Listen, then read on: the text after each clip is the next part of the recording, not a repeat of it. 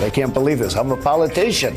Unbelievable. You can see the excitement. Look at those hands. Are they small hands? People want to move. People want to move to Canada. They're not acting like politicians. They're acting like middle school kids. If Donald Trump is president, that's going to be a really big disaster, and I'll probably have to leave the country. Where would you go? I'm going to Canada. You're going to move to Canada? I love Canada. 28% of Americans say they'll move to Canada if Donald Trump is elected president. 15% if Hillary's elected president. I agree. I would move too. We brought them the immigration papers. I have application forms for permanent residence in Canada. Would you fill it out? And they were like, hell yeah. Like, it would be a great reality show. Like, I would watch that.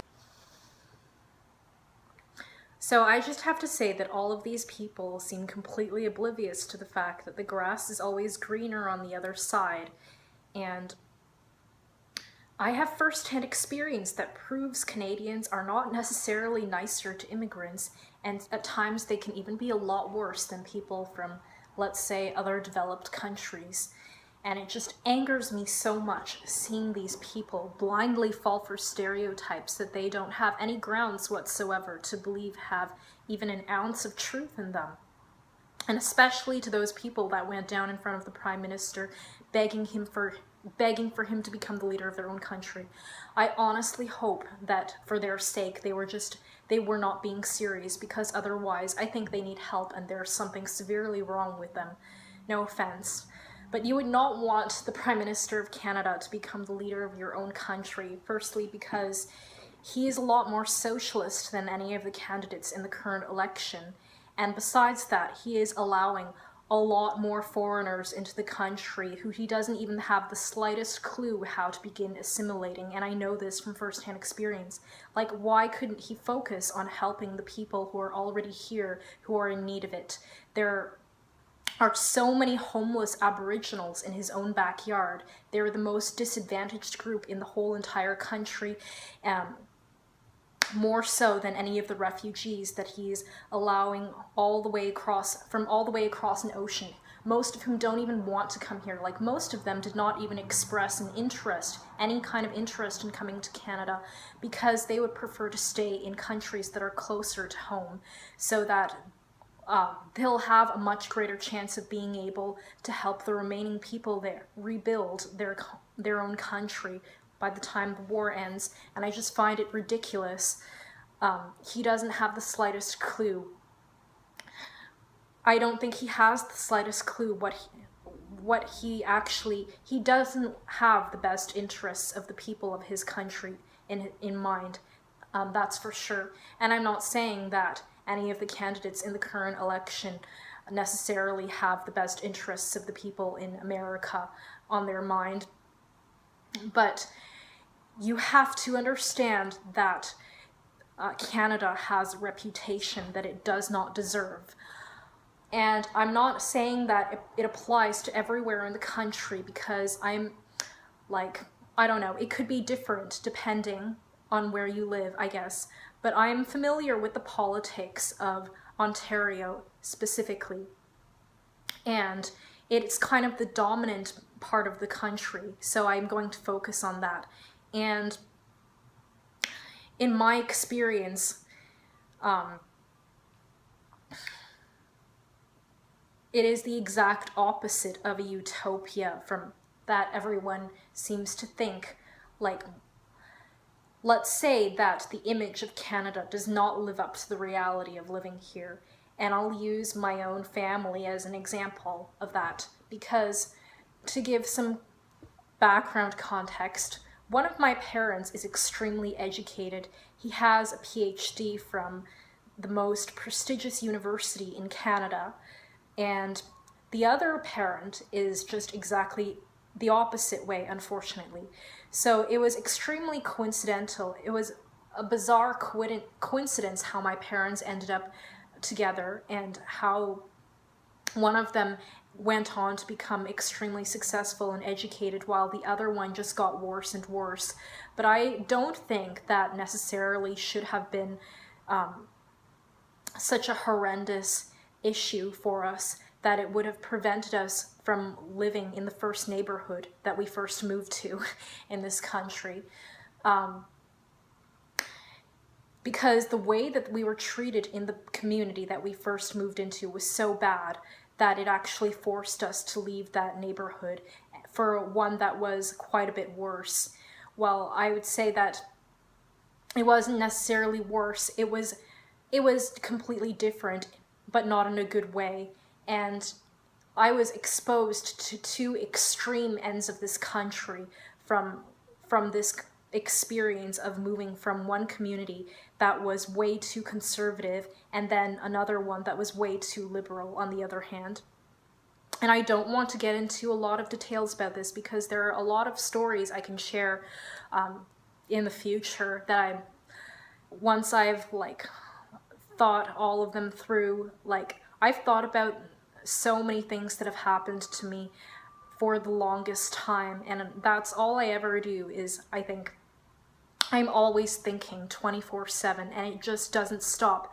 Every single bad thing that I think has ever happened, I still remember it, and it's a horrible thing to have to live with. Like, nobody wants to remember every single bad experience that they've had, but that's just how my memory works. It is like a horrifying experience, I know, and I do want to overcome this really, this really traumatizing experience. But for now, I just want to say that I've, like, out of the close to 25 years that I've spent living in this country, I can count the number of, like, genuinely kind, caring, and empathetic people I've encountered on one hand.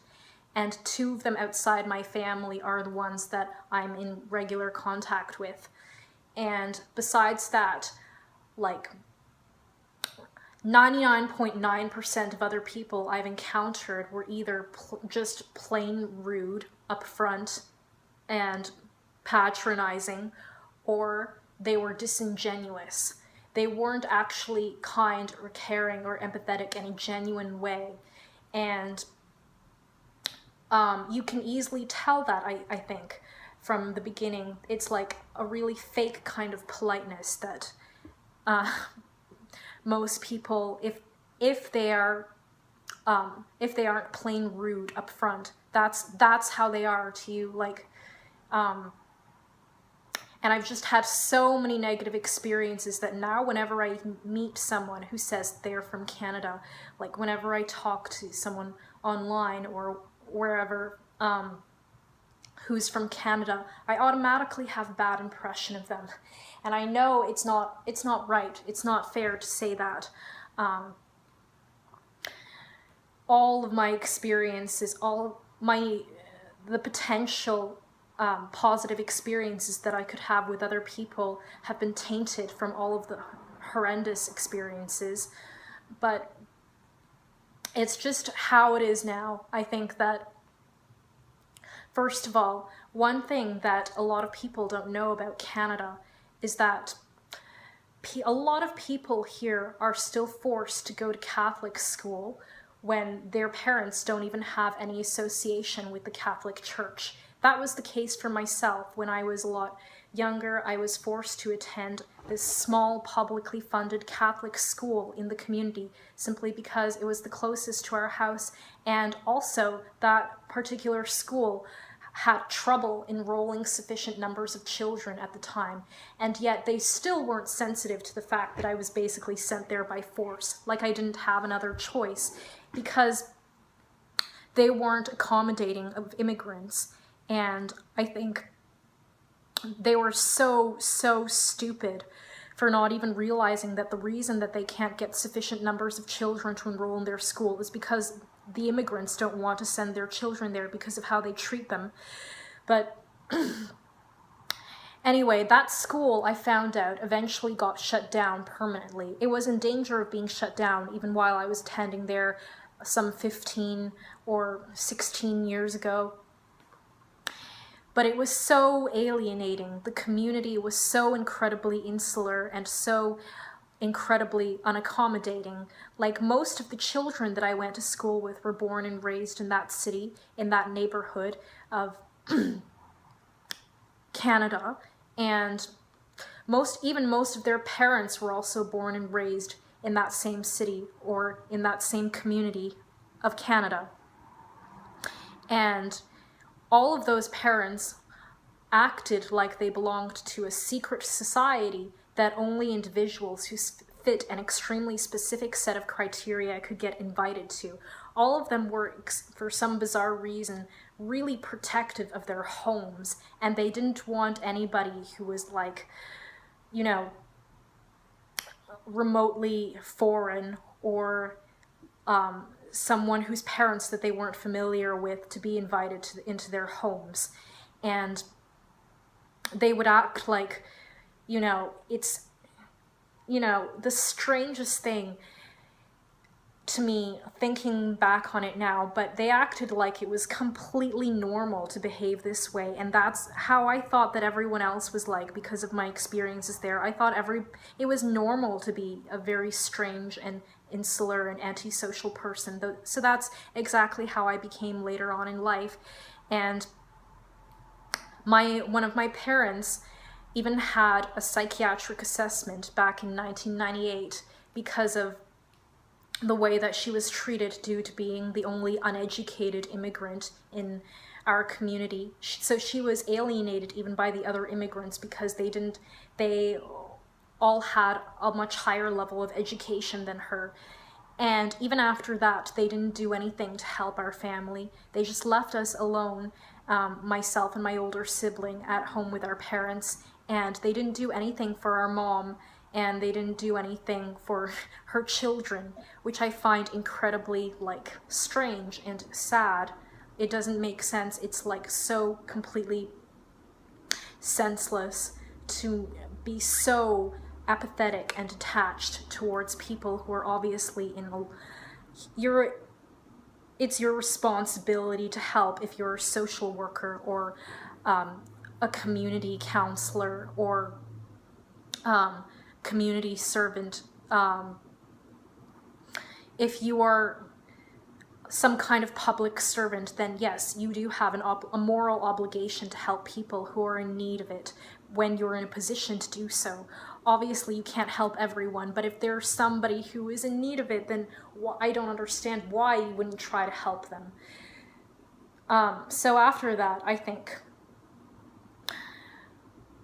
we were forced to move out of that community because nobody in that community wanted us there in the first place. From the beginning, they didn't want us living there among their people, and they got what they wanted when we ended up having to move out of there. And when we moved to a new neighborhood, it was located in a neighborhood that hadn't been built yet. So the houses were still being constructed, and we had to move into a very small building in the meantime, a communal building. And I don't even want to remember the details of this time because it was probably the worst and most distressing time for me. The school that was in this new neighborhood was on the opposite end of the spectrum from the other school that I attended, even though it was still a Catholic school. But it was an extremely ghetto one. Like, I didn't understand why these kids had to behave in such a way that was so not normal for I don't know, so not normal for children, I guess, and especially not ones that are associated with the Catholic Church. So I guess that's kind of funny, but also it was when we moved to this neighborhood that I learned about another aspect of this country that really bothers me to this day, and that is the fact that the French language is given so much predominance that it affects everyone in the country regardless of where you're living.